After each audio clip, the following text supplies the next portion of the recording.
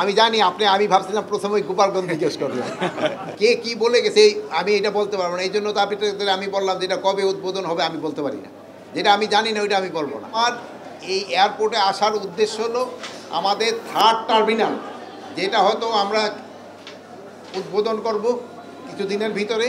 এখানে কি পরিমাণ ইমিগ্রেশনের জনবল লাগবে এটা অ্যাসেস করা এবং তাদের জন্য কি ধরনের প্রভিশন আছে এগুলি দেখার জন্য। তারপরে হলো আমি এখানে দেখে গেলাম যে আমাদের যারা আছে, এই যে ধরেন আমার ভাইয়েরা যারা বিদেশে যাচ্ছে এবং বিদেশ থেকে আসছে, তাদের কোনো সমস্যা আছে কি না, ইমিগ্রেশনে কোনো ঝামেলা হয় কি না, এগুলির ব্যাপারে দেখার জন্য। তো এখানে যা দেখা গেছে যে 3rd টার্মিনালের ওই এলাকাটা খুবই সুন্দর হয়েছে এবং খুব এটা যে অপারেট করার পরে আমাদের যে এখন যে এয়ারপোর্টে যে একটু অনেক সময় একটু হ্যাসেল হয়, এটা হয়তো আর হবে না। এবং এই 3rd টার্মিনালটা হয়ে গেলে আমাদের যারা যাচ্ছে বিদেশে তাদের জন্য সুবিধা হবে এবং যারা বিদেশ থেকে আসছে তাদের জন্য অনেক সুবিধা হবে এবং এটার অপারেশনাল ক্যাপাবিলিটি অনেক অনেক বেশি। Hire Google TV, endless color, smart living.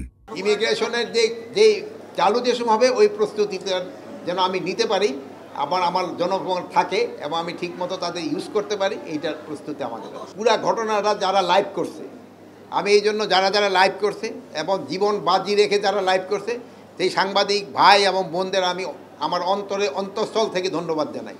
যেহেতু আপনারা এটা লাইভ করছেন যারা, তাদের মনে হয় এই ধরনের প্রশ্নগুলি থাকবে না। আর যারা লাইভ করে না, ওই জায়গায় ছিলেন না, তাদের বহু ধরনের প্রশ্ন হয়।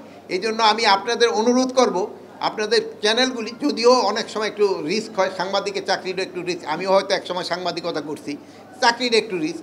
তারপরে এই যদি আপনারা লাইভ করেন, অনেক প্রশ্নের উত্তর ওখানেই পাওয়া যায় এবং সঠিক উত্তরটা পাওয়া যায়। তা না হলে ওই স্পেকুলেশন, ওই আমরা এসি রুমে বসে বসে অনেক কিছু স্পেকুলেট করতে থাকি, অনেকে অনেক কথা বলতে থাকে। যদি লাইভ করে সবচেয়ে ভালো। যারা এটা লাইভ করছে আমি তাদের ধন্যবাদ জানাই।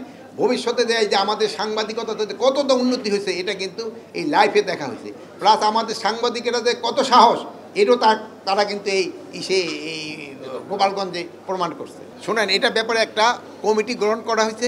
এই কমিটিতেই নির্ধারণ করবে এটা কার দায়। জানেন, একটা হাই পাওয়ার কমিটি করা হয়েছে, যেটা আপনারাই প্রচার করছেন।